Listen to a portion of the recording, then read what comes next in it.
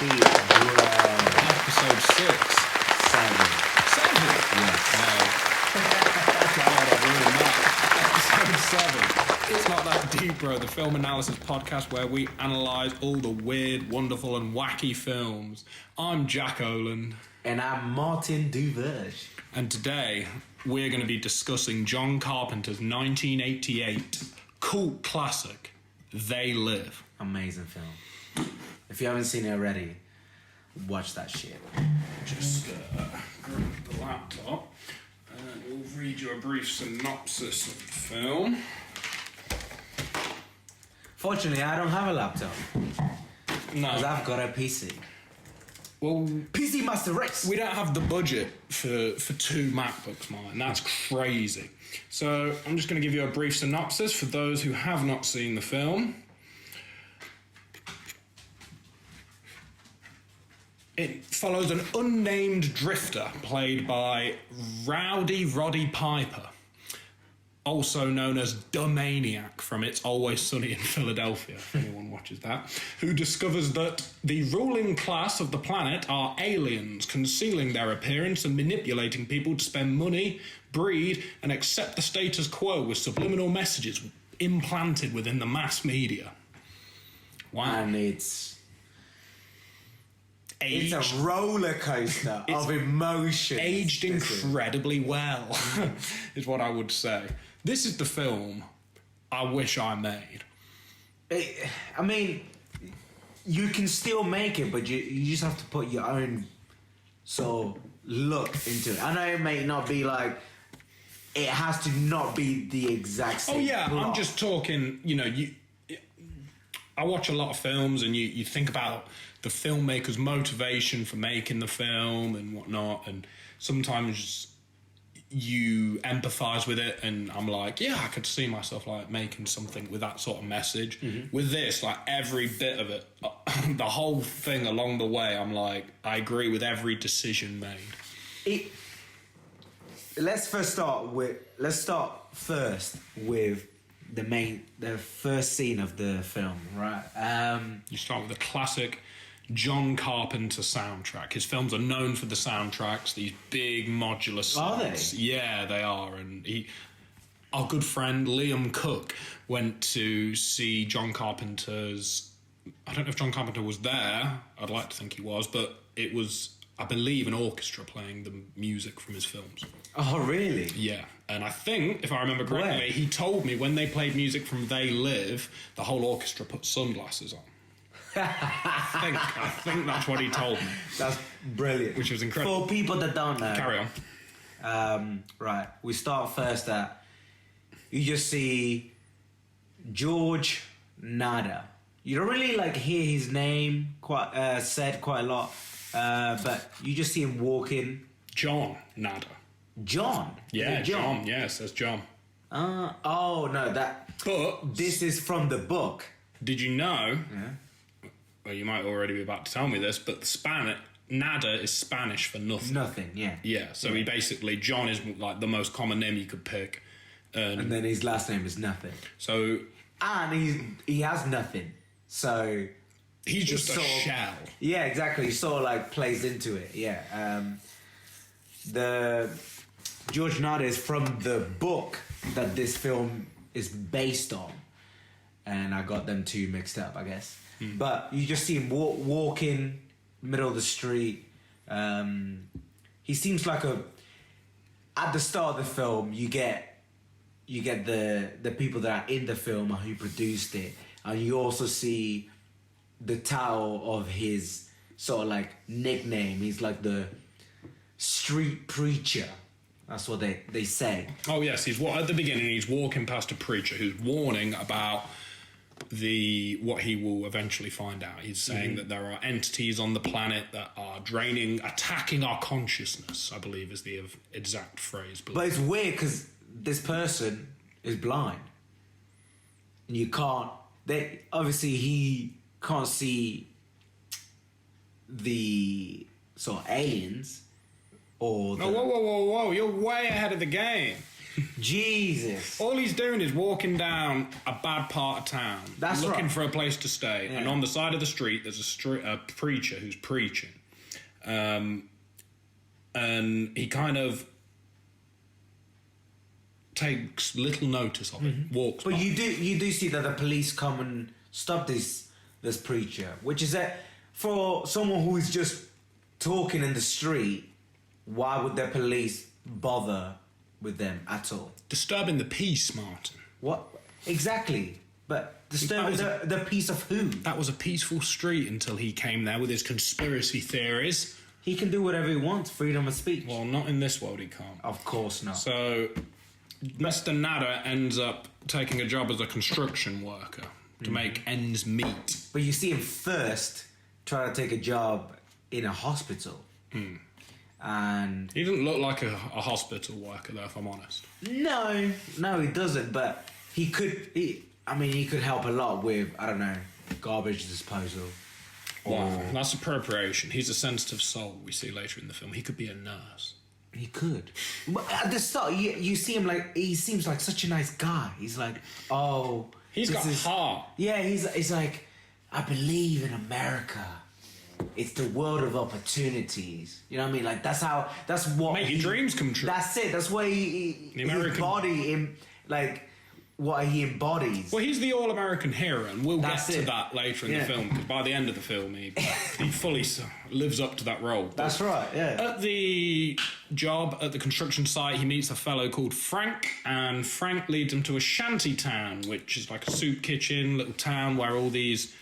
But you first got to talk about how they met. It wasn't just like, oh, Frank talked to him, and he was like, oh, yeah, that's cool, man, let's go. Nah. You know that Frank talked to him and he just looked at him like, bitch, please, get out.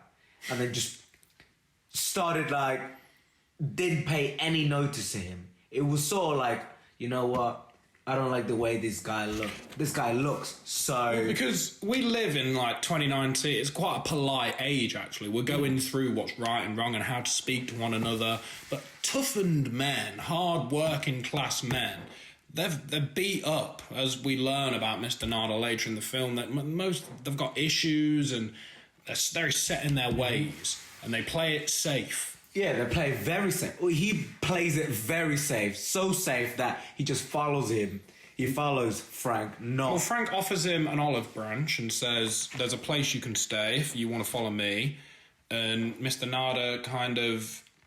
feels infiltrated by Frank coming into his space, so he just ignores him, and at his own pace follows him to the shanty town at his own comfort.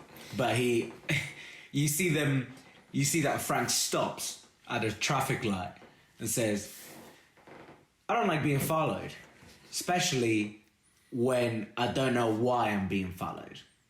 Which is fair enough.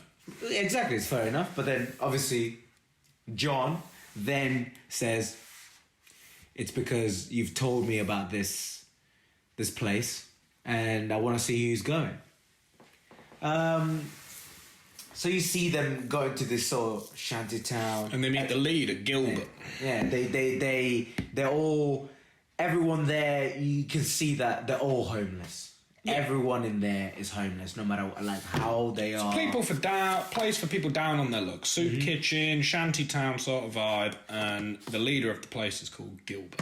Gilbert, right?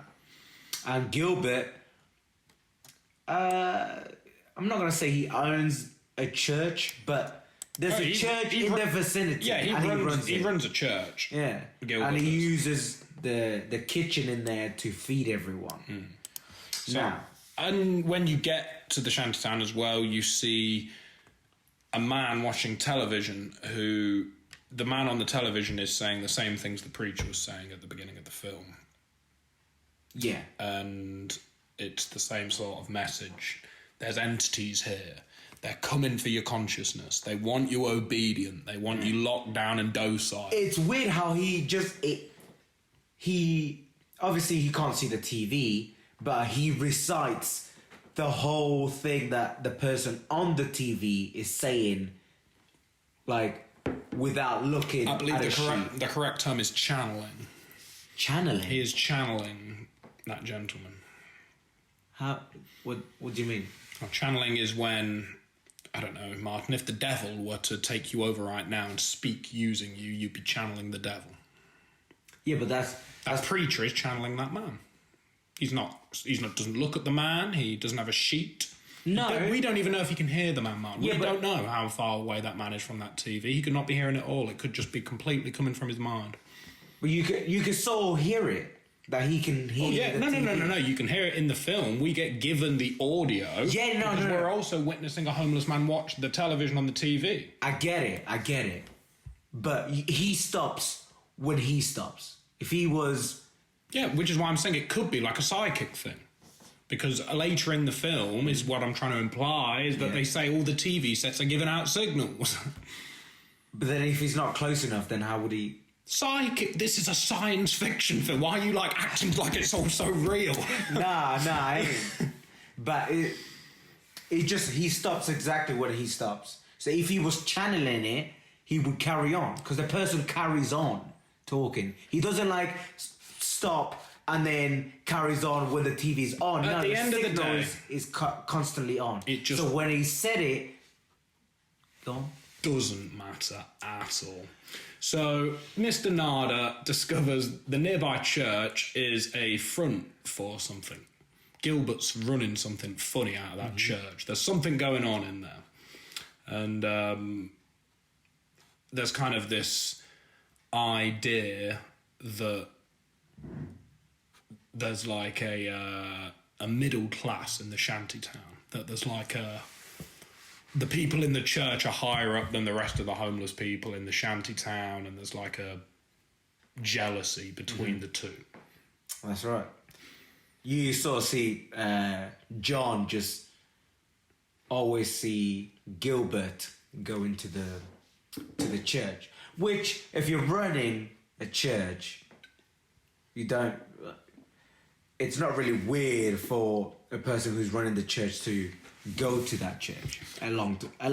Well, it says here in the synopsis, Martin. Yeah, that he doesn't run this church. No, it says that Nada sees scientific equipment. Nada discovers the nearby church is a front for scientific equipment and that the voice is singing is actually a tape recording. Yeah, but how did he see that before getting into the church? He didn't. Well, I think that happens, as you said, it like builds up. He sees Gilbert more and more going into the church and he becomes suspicious of the church. That's it, yeah. Which is not like if you're not John, I guess, you wouldn't think that's suspicious if you're running the church. And then after he says, obviously after he confronts Gilbert and Gilbert says, "Oh, we use the kitchen to feed everyone." And then he's like, "What, till 4 a.m? He's like, "Well, yeah, we got a lot of people to feed." So then he then sort of like thinks, "Oh, maybe there's something going on in there." That's way too late for a kitchen to be running. Yeah, and so then he finds the equipment. He gets the vibe that something weird's going on in the church, and you, as the viewer, you kind of get the sense that it's a sinister thing going on in the church. This is a common theme in this film. The shantytown and the church then get raided by the police and everything's on fire and stuff's just blowing up all over the place, and that happens multiple times throughout the film. It's just the way that the scenes just transition from like, oh, it's a nice neighborhood, bam, police, blowing up, shooting, blah, like loads of people running away. Like enjoy how this film makes you feel like there's stuff going on all over the place, not just where the camera is. That's it. Like it's a universe and other stuff from outside it comes into the scene. Yeah. And it's like it's happening. It's good. He then but before that happens, he sort of sees this boy who has binoculars, and he sort of like says something to the boy that makes it so that he gives John the binoculars.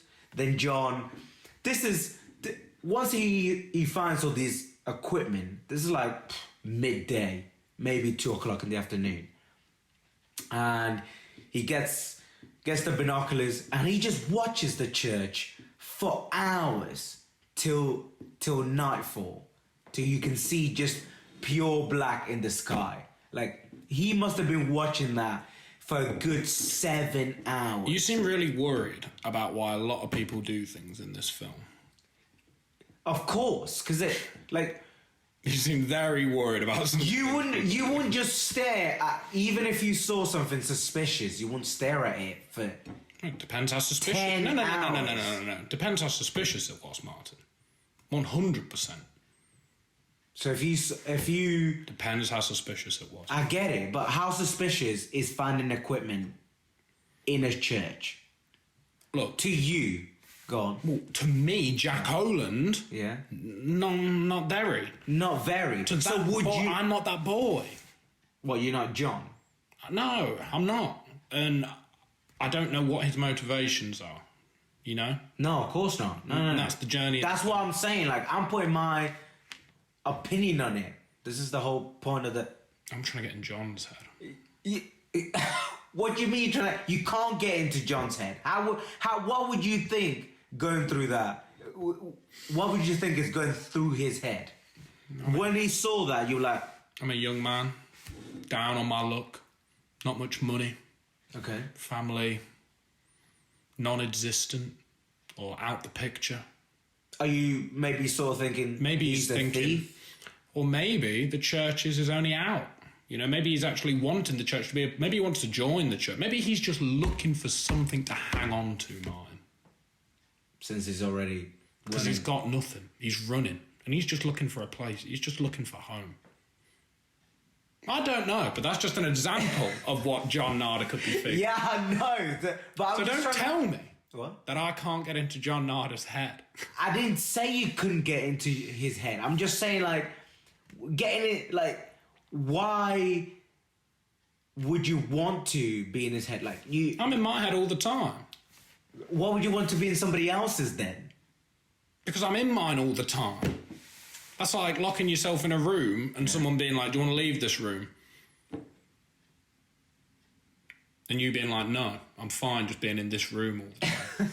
That's why I watch films, to work out why the characters are doing what they're doing. It's that deep. This film is that deep, You bro. see, it's not that deep for me. I'm just like, I'll watch it, I'm like, oh yeah, cool, no worries. You're like, I feel like my room, you've watched it and you're like, I feel like my room is a lot bigger than what your room is. You think, my room's four. I feel like your four voice walls. is much That's it. higher than my voice is.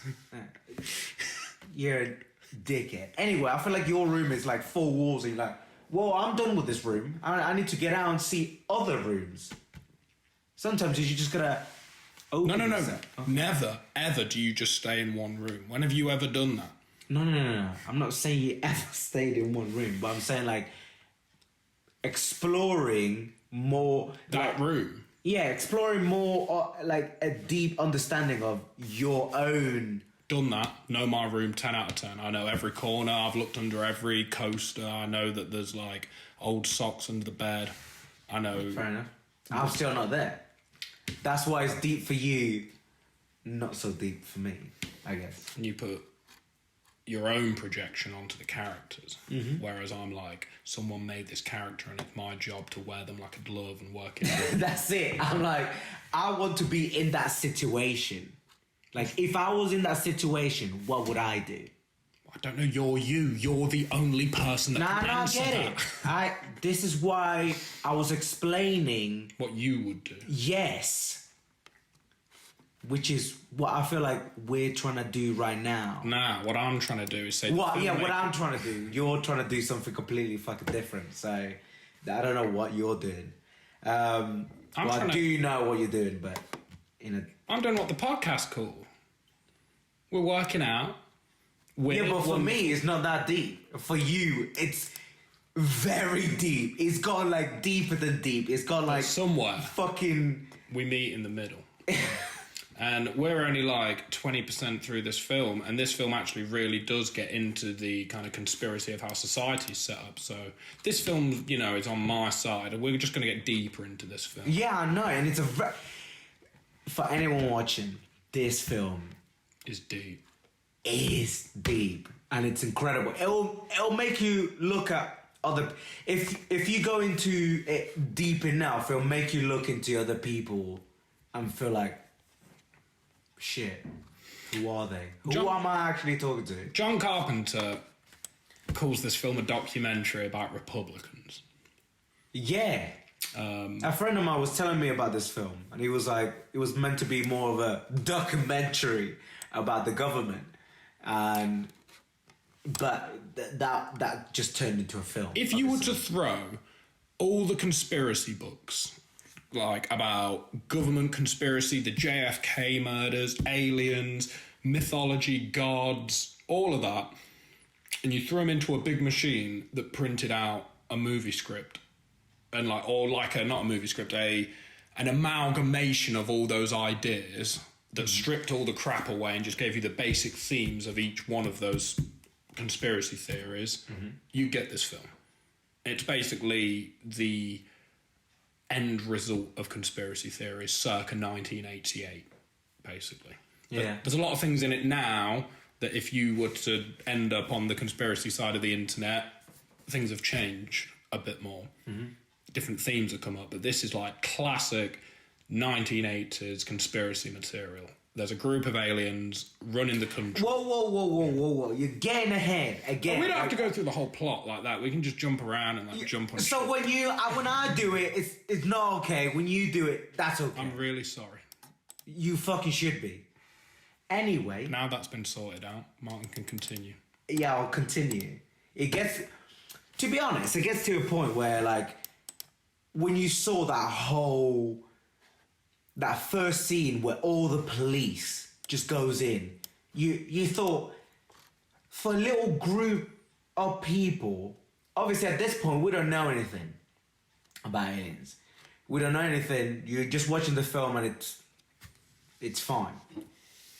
But then it's an incredible amount of policemen. No, it's really over the top. It's so over the top for whatever group it is. I don't think there's ever been that many policemen for a terrorist attack. Do you know what I mean? I think that's a crazy thing to say because you just don't know if that's true or not, and there's no way that we can actually find out if that's true or not. But what I will say is that it's crazy over exaggerated, like Brazil. Like it's just. I don't know if anyone's seen the Martin Scorsese film After Hours. It's on that level of just chaos where it's like, is this real? Like, or is this is like dream levels of absurdity happening here? And the whole film's got like a vibe like that. This is outrageous. What's happening? It's so outrageous. John goes back the next day to the church and the shantytown, and it's all in ruins. And he finds a box of sunglasses in the ruins of the church. Well, he finds a box. He doesn't know they have sunglasses. Which he opens and finds out the sunglasses. Yeah. He puts these sunglasses on, and what he sees is a game changer. At first, you're like, because he looks at the ground. At first, he puts them on and then takes them off.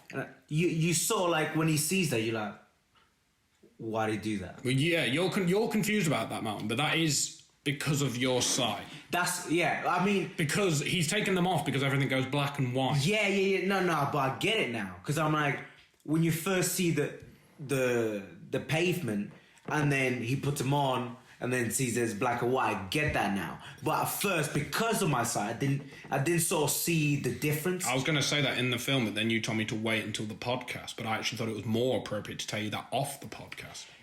You should have just said it then, shouldn't you? What? But now I'm really glad I said it on the podcast. So he puts these glasses on, everything's in black and white. And he starts to notice that billboards, books, bus advertisements, magazines, they've all changed. Whereas they're normally full of catchy slogans and vivid neon advertisements, they now just are simple black and white affairs. One word: obey. Consume. Reproduce. marry, Be obedient. be obedient, Quite no independent thoughts. no independent thought. It's quite bleak. It's quite a bleak affair. And on top of this, he notices that some members of the general public are grotesque aliens. But when you first see it, like, okay, I'm gonna put my view Go into on. this. If I first saw that, how, like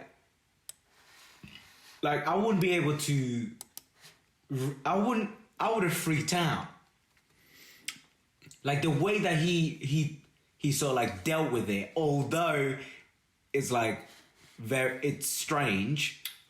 To me, I would have definitely freaked out. Just because I'll be putting these on, and all of a sudden I'm seeing. I'm aliens. really struggling not to go back to a conversation that we had, I think not last week, Martin, where you told me that you'd keep your cool in an alien situation. It's quite a big discussion that we had. You said you'd play it cool. I said I'd freak out. You're talking about one. If something came to me, No one has ever seen one. what? Yeah, no So one's ever seen one or. I'm just talking about Hundreds. the whole thing, really. When I say I'd freak out if I saw anything, if I saw a disc, if I saw an alien, if I saw, it doesn't matter if I saw 1 or 10. I don't know what the fuck they are. Like, 1 could be as powerful as 10. I don't know. That's the point. It's an alien. So 1, 1,000, it just does not matter. Like, it's terrifying anyway. But you freak out. To see it with like the way that he sees it, like these are people that have integrated into like our sort of society. Yeah. We like from watching the film, we know what they want. I told you You don't know if why I saw they want it. no, but we know what they want. Just us to obey. No, they said it. They want to have intergalactical. They don't say that till later, though. We're talking he's just put the glasses on. Oh, no, they do say it in the preaching bits. Yeah. Actually, don't they? Yeah. But maybe, I don't know, would you put that together? Would you put the glasses on and be like, oh shit, that's the thing the preacher was talking about? Yeah, of course. I think If he saw the preacher. it all depends, Martin, because You see, like when we were talking about it, I said, I don't know what that person wants. So he could be a good guy, he could be a not good guy. I wouldn't freak out about that. But if I know what they want, if someone would take me if an alien took me to their spaceship and started doing tests on me, I would freak out. That's normal. But if I saw one alien or a group of aliens and I don't know what they want, I'm not gonna freak out. If I know that they want to keep us obeying and like reproducing and all this, of course I'm gonna fucking freak out. It's normal. I disagree in the sense that if you were to put the glasses on and you looked around and every single aspect of society had evidence that it had been touched by these alien beings, obviously you are in their realm and therefore must act completely normal at risk of showing them that something's up. I get it. I know, and You I didn't just get that. You no, didn't. I get what you're saying, but I just told you I would put my view in it, and I would freak out. Is what I'm saying. Yeah, well, I know you'll probably be like, oh, okay, keep calm.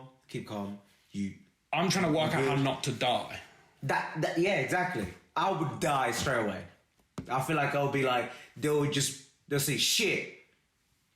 John Carpenter he is shocked by affairs. Yeah, he's shocked, but he's not as shocked. I kind of like what happens from the moment he puts the sunglasses on.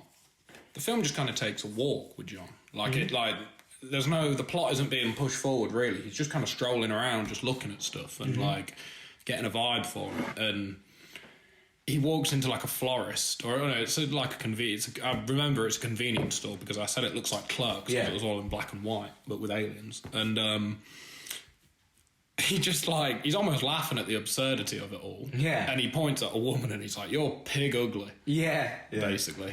And that... This is the bit. This is like... You don't like this bit. This bit, like, even at seeing the film, it was just like, oh shit. They know now. They know. He's there. The idea of them saying, like... We gotta watch him. We gotta see him. We've got one that can see.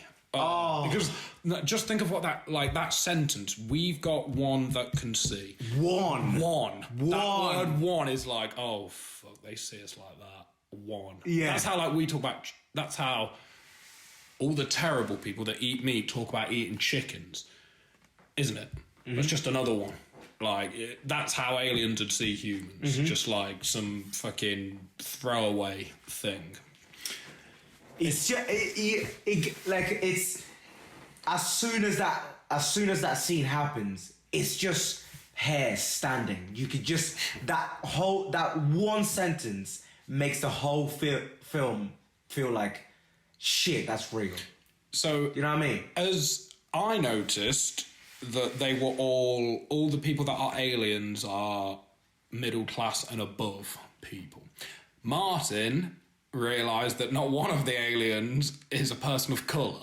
Not a single one. And I watched out for that, and you are correct in that. Not a single one. Which is quite a... But maybe that's because of when the film was made. Because I feel like if it was made... No, I still think... 2019... Well, no. I think if a film in 2019 was made about the people that... run the world. Yeah, well... Not to get too deep into this, but if there was ever a time for aliens making contact with the government of Earth, it was the government of 1950s, in like the 1950s. President Eisenhower, and he gave a very famous speech about the dangers of the military-industrial complex and how the American government was becoming all segregated into different portions, and those portions would end up turning against one another. Mm-hmm. And all, I don't know, a lot of people in the UFO world think it would be very easy for once the government was all divided up like that to just take over different parts of the government and turn them against one another and stuff like that. Mm-hmm. My point is that at that time in the world has been run majoritively by white people. Old white men have fucked everything up, basically, is the general way that this goes. And for the past 30 years... This is a minefield to talk through this, because you could be racist at any minute. All I'm trying to say is that black people have been oppressed and haven't been able to run the world, and that's obviously an awful thing up until the past 50 to 100 years. Black people have kind of come into the arena, especially these days. Black Panther and films like Get Out and stuff like that, we're really seeking like... It's more... I would people say, represented within the entertainment industry. I would say more like 30 years. Because I feel like... I just wanted to the beginnings of it probably happened at the beginning of the 19th century. I don't know. Slavery ended, stuff like that. Mm-hmm. By the end of the century, you've got hip-hop, which is like a direct response to people being oppressed. Mm-hmm. But this film heavily leads into the idea that it's old white people that have really fucked everything up. Yeah. Basically. So, yeah, he gets himself into a position where the aliens are like actively coming for him. He ends up killing a couple of police officers that are aliens. Before we get into that, he's sort of like... He goes from being this, like, lovey person that, like, wants peace. Oh, you just want peace still? Yeah, and... By killing all the aliens. He wants peace on Earth for the humans. But it's not like that wouldn't be peace. Without the aliens gone, and all the humans would hold hands and get together, learn to love everybody right now. So killing something that you don't understand makes it so it's peace between everyone else. Well, this is very like 1988 again. In 2019, I don't know mine. if these aliens... It's not like these aliens are actually trying to give everyone candy. They are fucking us hard. No, I get it. But, like, there may be... I may be like a fucking sympathizer here, but, like, maybe there's aliens... You're the people on Independence Day on top of the bank building saying, beam me up, Scotty, come and get me, and they're just going to beam you up and vaporise you and laugh at you. No. Why do you think they give a fuck about us? No. Because they're taking it... They could have just enslaved us. Look at the technology they have enslaved us. They've taken it up. They've not enslaved us to the point where we know about it. They've enslaved us to a point where we don't know about it. That's even eviler. That's Matrix shit, Martin. This was 12 years before the Matrix. But like, imagine. So what you're saying is, oh yeah, fuck it. Let's give them guns. No. I'm saying kill them all. No. What I'm saying is, if you're that alien race, you're gonna be like, instead of enslaving them and not having them rebel against us at all, and we just use the constant resources that they have, we'll give them a chance to rebel. You have to make them feel like they're equal.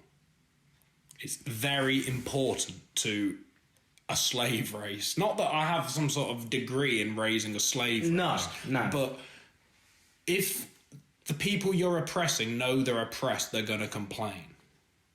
You have to make... It's the element of the... Not the element, the guise of free will. Right. They have to feel like they have free will. Okay. That's the most important thing, because then they can't complain. They can't... Yeah, fair enough. But, do you know, they've put in a large portion of the human race and made them rich. It's a small portion of the human race that are rich. The elite. It's the 1% of the world. Yeah, true. But it trickles down and they run everything else like a big tree. But as a whole, right? As a whole, you think, killing every single one of them is gonna have peace? Do you think they're not gonna have like a backup plan where they'll just destroy the whole Earth instead? Oh, we've lost that planet. Well, let's kill it. The good thing is, Martin, we've actually seen this film and we know what happens at the end of this. No, yeah, I know, but like that's just one bit. So you're saying that this film could be part of an expanded universe and John Carpenter didn't actually save the world, which would make this whole film null and void because we haven't got a sequel from it. So it is null and void, if that's what you're saying. Which they're making a sequel. They're making a remake. Apparently they're making a sequel. What is it? Trusty friend Wikipedia here tells me. Proposed remake. I heard there was a They Live 2. But there's been no talk about it since 2011. And it's considered to be in development hell. But there's still talks of a sequel, not a remake. No, it says remake. It says remake. Proposed remake. Well, Let me say it another 4 times. Please. In fall 2010, there was a development on a remake of John Carpenter's 1988 film They Live, with him in a producer role. Fantastic. The film, from this point on, I mean, I don't want to, pick the film apart 100% and tell you every single scene, because I want you to go and see it yourself and put your own views on it and your own interpretations on it. But from that moment on of him I will say that at one point he meets back up with Frank, the construction worker that he becomes friends with, and becomes compelled to get him to try the glasses on. My whole point about John was that he went from a peace lover, sort of like, to the all-American action hero. That's right. Yeah. Like he just turned. Like there wasn't any oh, maybe I should think about this. Nah, I see aliens, I'ma kill them. Well, he states at the beginning he loves America, and this has come up against his country, and he's not going to let that happen. Not for the flag, Martin. Not for George Washington. Not for the Constitution. The American dream. He's proud of that. And he's not going to let that die. Yeah, but the Americans have like sold themselves out. Well, So what does that mean for the American dream? If you go to America, that's like you're a Dominican man living in England commenting on the Americans. If you were in America, they'd be like, America! I feel like America's like so close to my country, closer than it is to England. Do you get what I'm saying? You've moved away. Yeah, I know I've moved away. I know I'm here. What I'm saying is that wasn't the point. We make points, and then we get in arguments, and we have to make new points to back up the arguments, and the original point is lost. Stick in the pocket of the conversation. John Nada becomes the all-American hero because he understands that everything he knows is at risk. To who is the American hero? To the Americans. The one that sold themselves out. Why would he be a hero? To who? The other Americans. It's an archetype that exists mainly within 1980s films, emphasised by, I don't know, Bruce Willis in Die Hard. And I think it actually might come from the archetype of like the cowboy.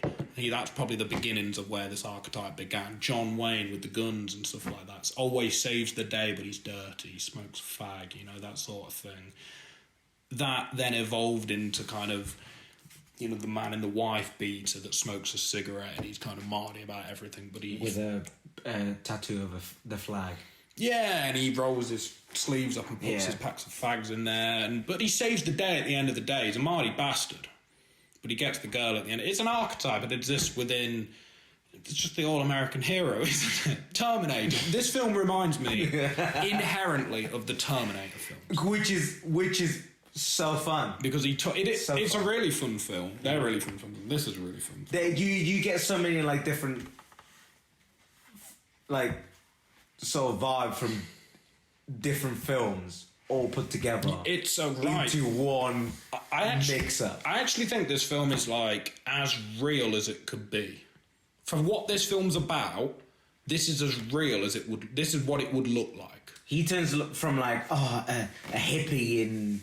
He's not so much a hippie. He's a damaged man. I mean, at the beginning, he could be like, I don't know, he could be like an alcoholic or something like that if he didn't know any better. Mm-hmm. But all he is just down on his luck. That's it. Yeah, I believe John Nada's a good man at heart. He's trying. And he comes out with such classic lines as, I'm here to kick ass and chew bubblegum, and I'm all out of bubblegum. Which, as I mentioned earlier on, the actor Rowdy Roddy Piper was a professional wrestler, and he gave John Carpenter a list of things that he'd say, because as wrestlers, you have to hype up a match. So let's say me, Depan, was fighting Diverge, as our rap names. All right. I'd be like on the television a week before the match, like, I'm gonna crush Diverge into a very small corner until he looks like a box. That was terrible. But yeah, I get the point. Roddy Piper wrote down all the ones that he'd say and gave them to John Carpenter, just as things like started for him to say. Mm-hmm. And John Carpenter enjoyed the bubblegum one. Is that the only one that he? Yes. I wonder how many he actually gave him. Anyway, let's carry on with the film. He then... So we've gone past he's killed a few of these grotesque aliens. I'd rather let the end of the film be left slightly ambiguous. We're about halfway through the film anyway. We're not From that point on, the film becomes more and more intense. It becomes more and more... Why? Because you keep knocking the phone. Martin's got the best intentions at heart. The film, he gets deeper and deeper into the alien threat. Yeah, I was going to say conspiracy, but it's not at that point. It's not a conspiracy. Yeah, it's not conspiracy anymore. Happening. Yeah, it's happening.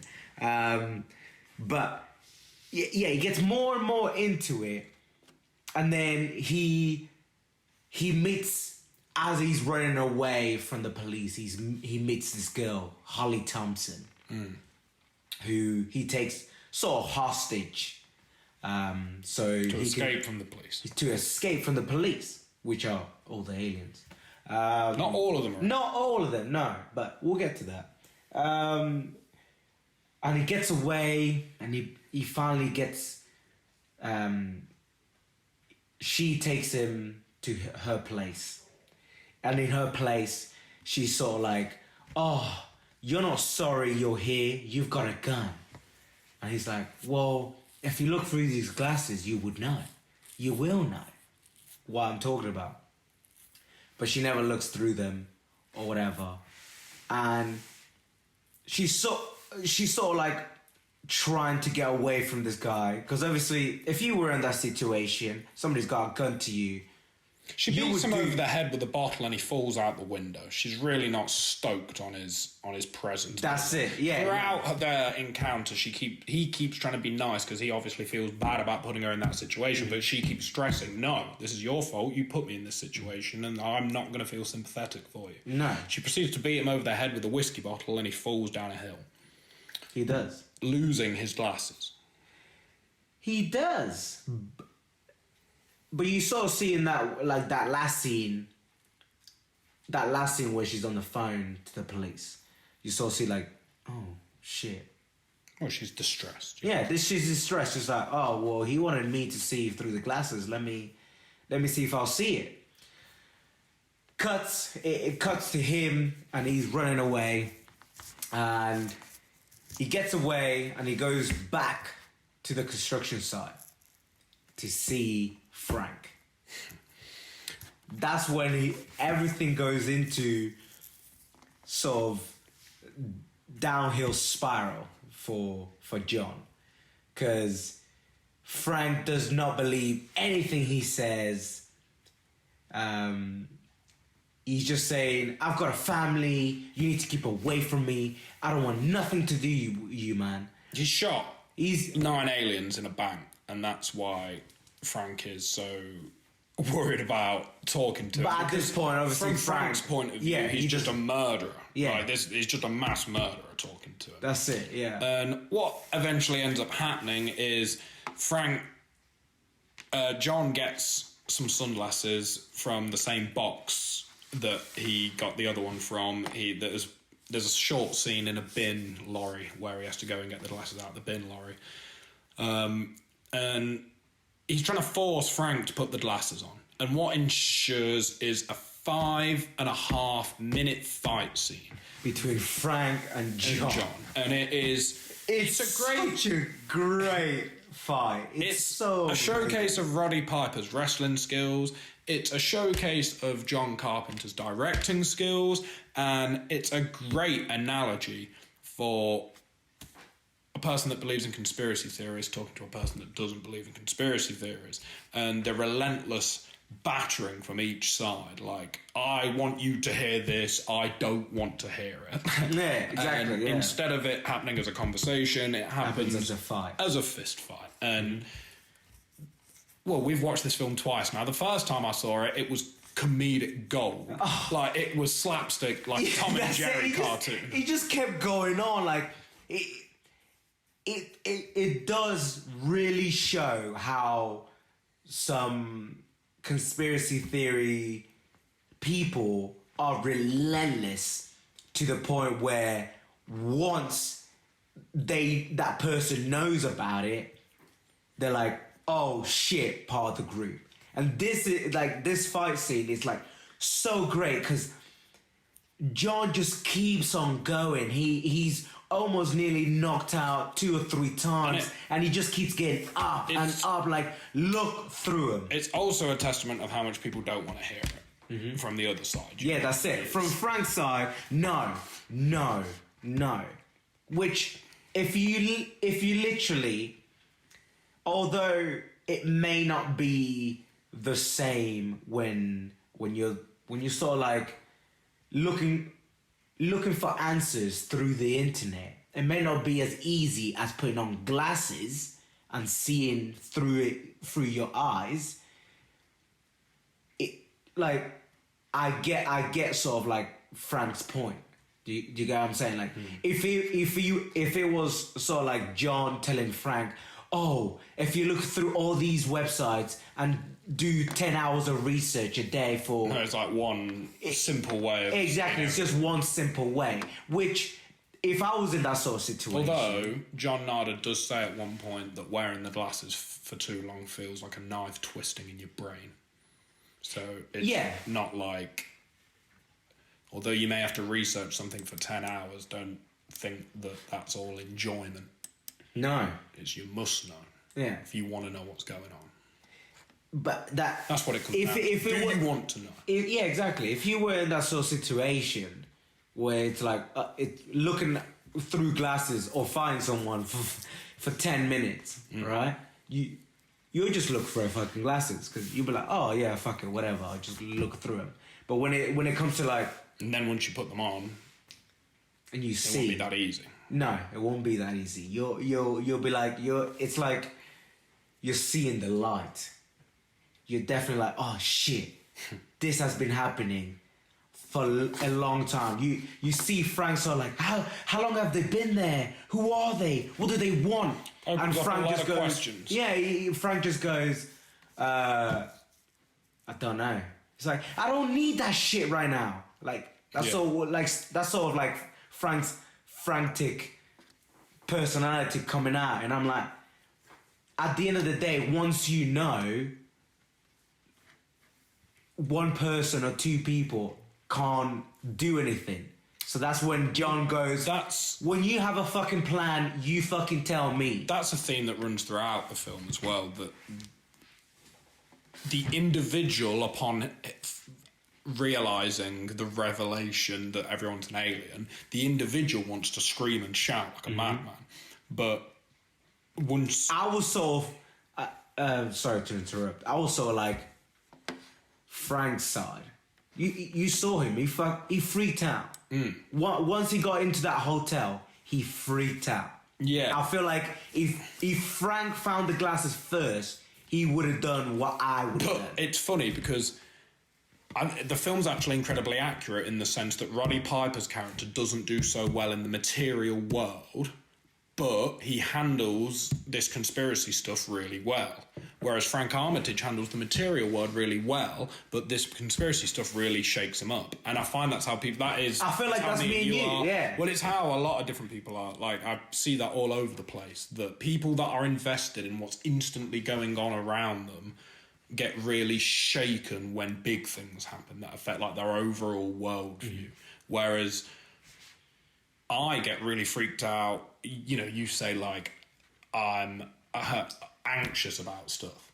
I care about this little bubble around me because that's the stuff that instantly affects me on a day-to-day basis. The alien stuff, I can't affect that. I can't change that. I have no play in that. So it's just information for me to find. Like, I can't change it. It's there, sort of thing. And then I'm sort of like, I want to change that. Do you get what I'm saying? Like, I want to be able to be like, shit, I want to do something about it. But I want to be John Nada. I want to be like fucking kick-ass American hero where I change it. John Nada. John Nada's only doing what John Nada's doing out of necessity. He's got an end goal in his head. I don't think he enjoys the process. He just needs to save America. It's a pain in the arse. Whenever he sits down, whenever he gets in a room alone, he's like, oh. Like, he's like, fuck. This is draining me. Well, that's what the glasses do. So, like, it just fucking drains you out. But he's running around. He's shooting things. He's constantly on edge. He's, like, at risk that the whole planet is falling to pieces. It's a stressful... What doesn't help is that your own human beings are taking their side. That doesn't help. Well, yeah, they're all selling out. Humans are actually siding with the aliens. And it's funny, that line, there's a line at some point in the film that one of the humans that have sided with the aliens, he says to John and Frank, what's wrong with selling out? We do it every day. And that line, a film executive actually said that to John Carpenter. And he was like, I'm going to use that in the film. Really? Yeah, someone from Universal Pictures. Jesus. That's real stuff. It's just, to be, like, it's so accurate to not a point where, like, oh, there's aliens out there. Although, like, watching the film, you saw, like, once you finish watching the film, you're like, oh, shit. Maybe I should look at other people in different ways. Well, but you shouldn't, because at the end of the day, if you haven't found them glasses and you don't see, like, what's happening, let it be for now. You have to do the research first before you think, oh, what, everyone else around me could be you have an alien. To gravitate towards this stuff in the way that it comes into your life. You ain't gonna hear the ramblings and ravings of someone else. It has to come to you. But what I will say is that if your idea of aliens and science fiction and things like that is flying saucers, little grey men with ray guns from Venus and Mars and travelling millions of miles across the galaxy to come and take over our world, I'd watch this film because it gives you what the aliens are interested in, is owning our enterprises, owning our businesses, controlling us from a point where we don't actually know about it. It's not Independence Day where there's like laser beams and fire and it's like a war. It's evil. This is like really messed up. And if I were to believe in some sort of alien hypotheses, I would lean that way more than Martians coming in spinning discs with ray guns. That's all a bit 1950s to me. And the idea between a coalition between aliens and the government, that's an interesting idea. Oh, yeah. Like, that's always going to be an interesting. But I feel like if going through the whole film, you see that the alien race that they have is very well advanced. Oh yeah, they're teleporting, they're in space, they've done it all. Apart from they die pretty quickly. That's one thing that just you have so much technology, but yet you die like a normal human being.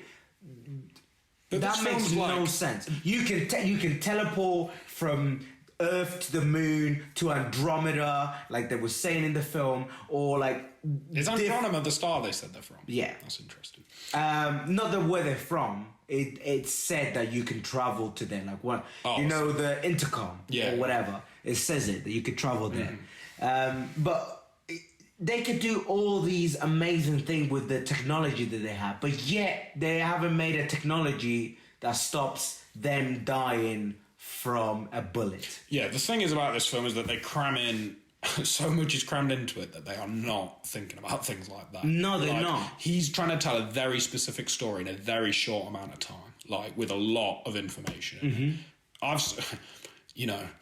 There's films that are the same length as that have 1% of the content that film has. You know what I mean? Like it takes a lot of. There's a lot of stuff.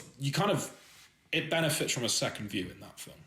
Oh yeah, 100%. You sort of see it differently. Like once you see that end, and so once you see that happen, and once you see like every scene transition, like when you first watch it, every transition that you have, like it goes from all the police coming to that church out of like literally nowhere to like less than a minute, and there's about 500 policemen in this church, to when he gets hit over the head with a fucking whiskey bowl and put through a window. Like every transition that is happening through this film, when you first watch it, you feel like, oh shit. It doesn't make you jump, but it makes you feel like, oh, look at that scene was fucking sick. But then once you watch it a second time and you know what's gonna happen, you sort of like see different stuff that's happening in that scene that you didn't see before. Yeah. You get what I'm saying? You get to... Whatever your brain paid attention to the first time, it's now not paying attention to that. No, because it knows it, exactly. so it's free to see all the other stuff. Like what you said at the start, the magazines that we're showing. Oh yeah, there's a bit...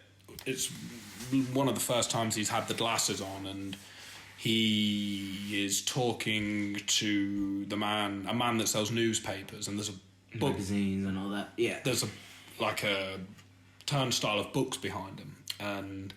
The first one that you can see is the guide to ESP. I'm just going to see what ESP stands for.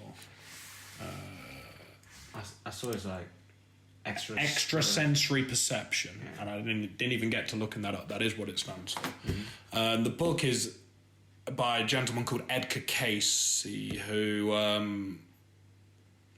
long story short, he's like one of the earliest people to claim to be psychic and stuff like that, and just little details like that. Like, this film is riddled.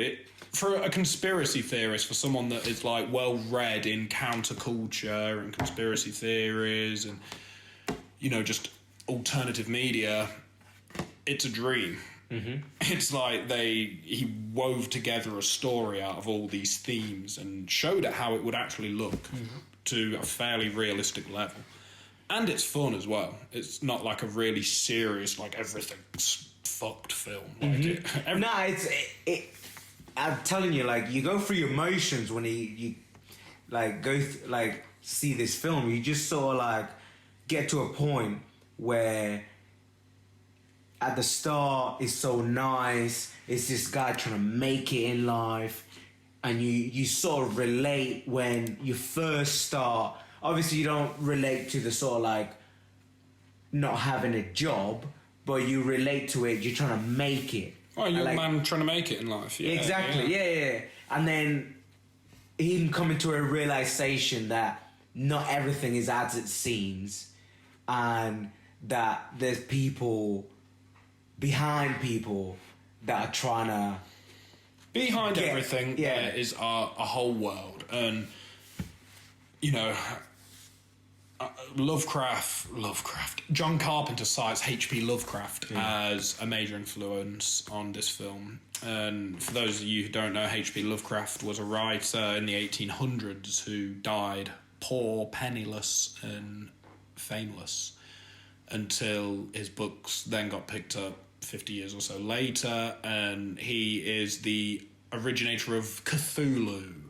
Aquaman is heavily based on H.P. Lovecraft, but his books are all connected in this big extended universe, and there's this whole theme of that there's this underworld beneath everything. Mm-hmm. And John Carpenter says that is a big theme in They Live, that behind everything there's an underworld. Yeah, and like I was saying, like you go through these motions throughout watching the film, and it gets to the end where you feel like, oh, this is gonna. I don't want to ruin it, so I'm just gonna leave it there. But that last scene is quite like heart warming / breaking. I think it's warming. I think the end ends on a... Well, I know what you mean, that it's heartbreaking, but this film is... what's the word? It's a standalone piece. It's just a comment. Mm-hmm. It's not an extended thing. It's not like this... It doesn't need to be. No. It's just a statement. It's like this other what-if situation. And I love that. It's like... What if is the best way to describe it, actually. It's like a what-if. Yeah. What if this actually... It has its ups and downs. You saw, like, they finally get to a point where Frank and John finally see... Frank finally sees what's happening. And then after this fight, they go to a fucking hotel, and then they get a room. What? You're just going to describe the whole film now? No.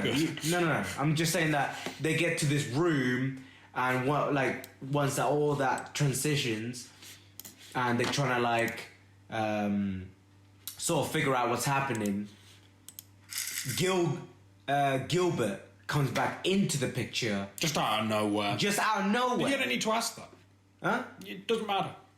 That does matter. Nah, of course it does. This film is this is why I love it. This is why it's like it's such a. This is why it's a good film. Yeah. Because like, although it doesn't matter, it sort of does at the same time. I love it. How I don't know if like the moments when the police come in and the big booms and all of that. I love that shit. Like I loved it in Brazil when walls were exploding all over the place. Yeah. Like when it happens like abruptly, like it's so good. It gets you hyped. That's what I'm saying. Like as soon as all that shit happens, you're like, holy shit! All of them police for one group. Like what? Like how is that happening? But you don't even see it. Like you just see it for like a minute. Yeah, exactly. You're pulled away from it. Yeah, like they go from it literally takes 1 minute for like 500 to 1,000 police from a director's, and then another minute for that all to be gone. From a director's point of view, it's just using chaos to push the story forward. Like it's like, okay, I've told everything I wanted to say here. Let's do big old explosion, move the story on. Like, but I feel like that a lot of films do that. Yeah, they do. But they don't do it as John did. You get what I'm saying? Intensely, yeah. Yeah, because John, like how you say it, he says everything he wants. Then massive explosion. I feel like there's films where they're like, fuck it, massive explosions, and explain shit as the massive explosion. And then there's some films where there's just massive explosions. Yeah, all the time. They don't explain like a Transformers film. It's just all explosions and lens flare. no explanation. I thought it was a very, very fun film. Considering for what it's about and what that film could have been and how serious it could have been and how boring it could have been and how somehow that film manages to be relatable when it shouldn't be. It shouldn't be. It has no way that it should be relatable, but it's ultimately very like heartwarming and stuff. And what it's about, that's a real achievement, I think. There's a few bits though that I want explaining that they'll never get explained. I just don't think. Why do you want them explaining? Because how did it happen? Like, where did it transition from? Like, there was no like, oh, when they were in space, and then all of a sudden they're at the radio station. Where did they like? That'll be explained. That'll be something we've missed. I'll bet you that it wasn't. I'm sure it is. We'll look into it after we've done the podcast. I'll print a script out. I'm sure it will be then. There might be stuff in the script that isn't in the film. I mean, there's scenes in that last viewing that seem to be different than the cut that we watched last week. So, when it comes to films, Martin, everyone always blames the film. I'm not saying you are doing this, but I'm just saying in general. People go into a film with an kind of like expectation that this thing has to impress me. I'm the judge and you're impressed. No. I always say I'm at fault for not understanding this. It's my job as a consumer to understand what's being delivered to So you look into it. Yeah. I'm sort of like,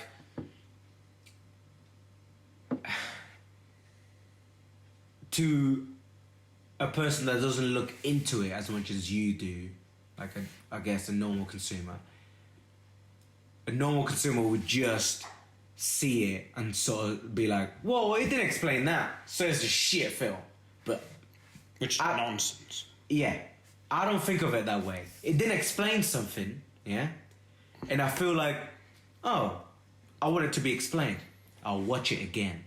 I won't look into it, I'll watch it again. Because if it's not explained in the second viewing, then I'll have to look that up. Do you get what I'm saying? Yeah. That's where my personality would like come in, because then I would be sort of like your way, because like, and then you have to find it. Yeah, I have to find it, because I'm like, why wasn't it explained? It's all about your end goal, what's motivating you, mind. You know. What do you mean? I don't know. You say, like, how are you so motivated seemingly across the board for, like, we can have a conversation about gods, we can have a conversation about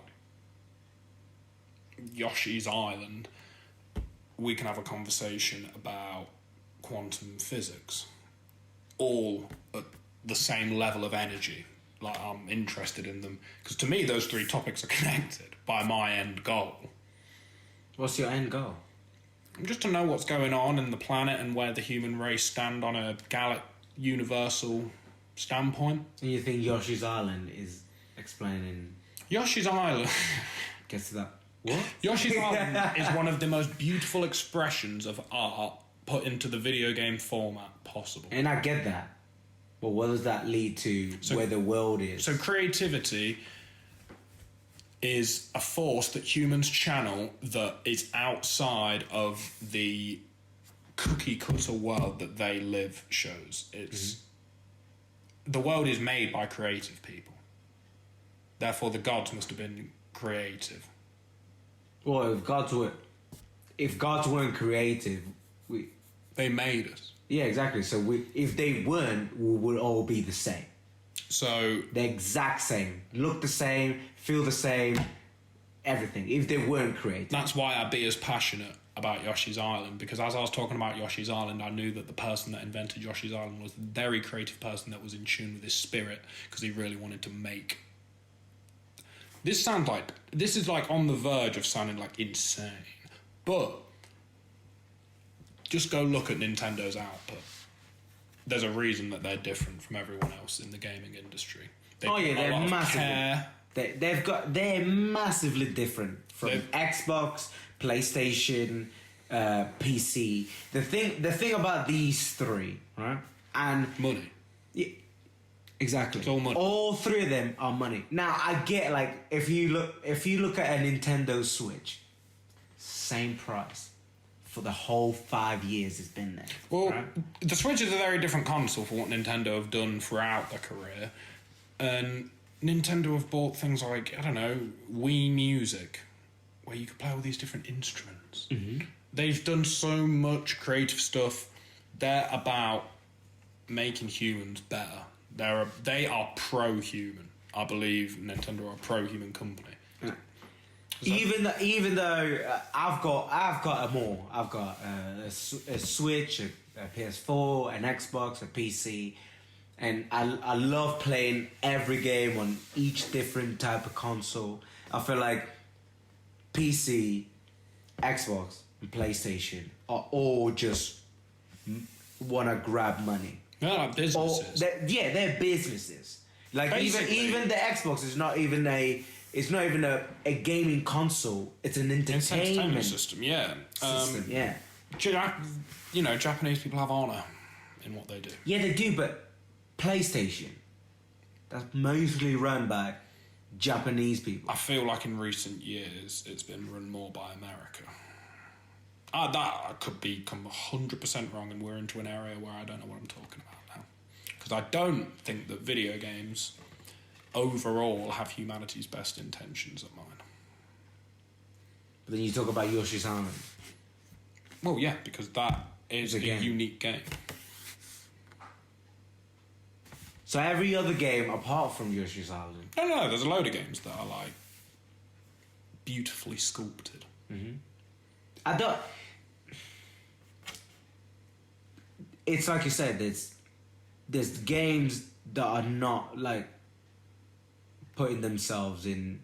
Well, they're not making humanity anymore. This is the ultimate decision compared to like that other game. This is the ultimate decision. But I want to do it more. Like I want to play more.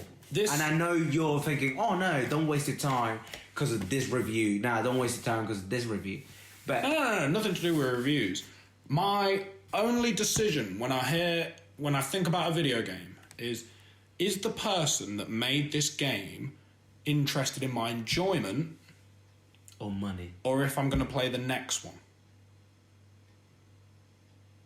Because some people, when they make a game, I've already got 5 games planned out. It's 1 game's worth of content spread across 5 games, and it's like this evil plan to hook thousands of people in for 5-10 years. Nah, this is where it gets me. So that's evil shit, Martin. I wouldn't want anything to do with that. Fuck away from me with that. I respect. Yeah, well, that's off the table. That's off the table. I respect.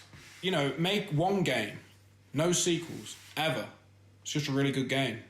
It's beautiful and it stands the test of time. Yeah, but if you love that, then self-control. It's like putting a cake on the table, eating the whole cake, and then someone bringing another cake out, and you're like, more cake! And you just eat it like a fucking idiot. So you would have one cake in your entire life, never again. I feel like you're putting this point like this is the thing about games. You can make an amazingly good game, and then the sequel of that game be 10 years down the line. No, never make a game where that only like, happens to the best games. And that's what I'm saying. That's what I'm saying. Yeah, but that's what I'm saying. But you can't say like, oh, make a game and that's it. Well, never make again. I can use the cake analogy, Martin, because there's fucking hundreds of cakes out there. Yeah, right? I know. Right. I don't really like cake that much, if I'm honest. And there's only 2 or 3 cakes that I fuck with. Now, you can bring me some cake. Like, you can bring me a unique cake that's out there from one of these thousands of cakes I haven't tried. Yeah, I'll eat a slice. I'll mess with it. Hell, you might catch me. I might buy that cake for like a week. You're not hooking me in. I'm not hooked in for the franchise. I'm not here for all the other fucking cakes you're about to announce next week. No, that's not what I'm saying. Not what I'm saying. I get your point. Like, I hate it how like a company's like, let me make a fucking game, and then the next year I'm gonna bring another one out, and it'll be twice as big as the one before, even though the one before took me 4 years to make. How is that happening? The game Psychonauts. Huh? You know the game Psychonauts? Yeah. They've done it prop. That's a genius. I've never played that game. I've never played it. I just know how respected that game is in the gaming community. It's just the same. They're only just making a second one now. Yeah, you see, 15 years after. This is now, what I'm that's saying. fine if you make this a sequel. is what I'm saying. But that comes from love. Mm-hmm. It's all about love. Although there is games that, okay, there's mind-numbing games out there that I'll play, and I'll probably like, if it comes out with another one next year, I'll play it. All right? Fair enough. That's fine. But when there's a beautiful game out there, like if you ever looked into Horizon Zero Dawn, right? Now, I don't want them to fucking next year, well, it's been a couple of years now, but I don't want them nowhere near. I want it to be 10 years. And I want them to make the sequel twice as better. But that's fine. It comes from love when it's like that. Exactly. But that's rare. That's a minority in the gaming industry. No, I get it. And I completely agree with what you're saying. But I'm not saying like the analogy that you were putting in with the cake. And with the cakes. I'm not saying like, you were saying at the start that make one game and that's it. I would love it when you said it. When it comes from love and it takes a long time for that game to be made, like a sequel to that game to be made again, fair enough. But I wouldn't put it like, make one and that's it. Never make any again. Not just one, but it's like, I'm not going to eat Twinkies my whole life dreaming of that cake I had 10 years ago. No, of course not. That's why I don't play that many games, because I played enough shit ones and I've played enough good ones to know that the good ones only come along every now and then. Mm-hmm. And there's games, under 10 games in my life that I've put 200 hours into, so there's probably going to be under 50 games I play in my life. That's like where I'm at with gaming. Mm-hmm. But we live, they live. They live. We're way away from it. We live, so do they. Yeah, we should probably wrap things up. I mean, just watch They Live if you're looking for a film that holds nothing back, wears its heart on its sleeve, and just get ready to be taken for a ride. That's it. It's a roller coaster. Like I said at the start, it's an absolute roller coaster of emotions and like good scenes, explosive dynamics. It's just explosive dynamics. Now you explain that one for me, Martin. I don't know. I have no idea. I'm just saying shit. I mean, it's rare, me and Martin. It's not, we're only 7 episodes in. It can't be that rare, but I mean, I like it when me and Martin can find eye to eye on a film. Yeah, there's only been 2 in the whole podcast at the minute. Well, you've rated Truman Show in 2001. Yeah. Well, I mean, the Truman Show does not compare anything to 2001 or this. Do you get what I'm saying? Like, I thought but you've gone on about the Truman Show loads. No. I've talked to you more about one that we haven't put out. Yeah. Nah, you've spoke to me a lot about the Truman Show, though. You say all the time, hello, good morning, good night, good day, or whatever he says. No. You do? I swear to God. I swear to God, I'll talk to you more about Willy Wonka than the Truman Show. Yeah, we've talked about Willy Wonka a fair bit. But I thought the Truman Show was up there in your favourite ones we've done. There's only 7. So obviously, like, out of the 7 that we've done, 2001, They Live, it'll probably be Charlie than the Truman Show. You know what I mean? And I feel like we've made it. We've sort of felt more at peace. Nah, that's not the right word. With what? We've like felt more into it with They Live in 2001 than any other film that we've recorded and watched and made. Do you know what I mean? Like, I couldn't watch Brazil twice. I could not watch Brazil twice. But you should though, because you don't understand it. It's not. No, it's not. It's not even that. I can look into that, like you do. But it's just at the end. I know what's happening at the end, and oh yeah. Remember, we didn't release that. Did we not? No. Pretend I forgot. Anyway, I know what happens at the end, and I'm like, just that bit is just. That could have happened in They Live, Like, it may as well have. Yeah. You know what I mean? It could have, but I'm glad it didn't, because then I would have been like, that was a shit film. I'm not saying Brazil is a shit film. That's what makes Brazil a good film. The fact that it took that fucking risk. I'm not saying Brazil is a shit film, but I'm saying like I'm not saying. I know, but I'm just. I'm not defensive. I'm just talking about Brazil, the film from 1985. I'm just saying the executives specifically took that scene out. They made them take that scene out, and when it was in the cinemas, the film didn't have that scene. Did it not? Think of how much of a dick pull that is. Think of how the director must have felt about that. Like, that was the story. That happens at the end, and he had to neuter his film. Basically. So where did it end? Oh, no, well, I'll leave it there. There was a director's cut. That's what the one was. But obviously, imagine seeing that film, and then all of a sudden that ending happening. What would you You'll be like, holy shit! I mean, it's not that far away. No, but if you think about it, most of the films that we've watched or reviewed are not that far away from happening.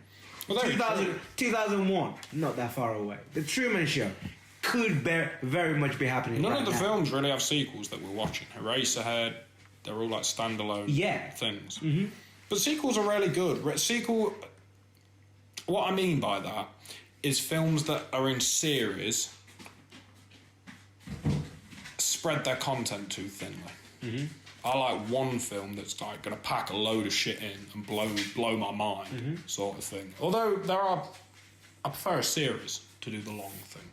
Yeah, because a series I feel like a series explains a lot more, and it's got so much more information. Because the problem is with a film series is that the people that are funding the film want the film to be immediately successful, But if you're making the 4th film in a series, what you're really pandering to is the long-term fan base of that film franchise. But from the studio's point of view, they are looking to attract new people. So the film needs to be everything. It needs to be a continuation that carries on the story of the other 3 films, and it needs to be a whole new film on its own so we can sell it on the television and in the posters and stuff like that. Incredibly complicated. Too complicated. Not a good idea. Yeah. Just like this podcast has gotten. Episode 7 in the bag. Episode 7 done, boys. It's been, you know, The Pan, The Verge. Big up Voz, big up Brogan. That's right. Big up. We're on, you know, YouTube, Instagram. MIP, LTD. You just check it out. You just go look and you tell me what We've got you the think website I'm going. going on about. We've got the website going, mipltd.org. Check us on there. All good. It's all coming. That's it. We'll keep the conversation going. If the more people that watch it, the more we'll do it. I'll do this. No one's listening, Martin. Me and you will just sit here until we're old, like old men, just That's talking. fine. I know That's it will. fine. We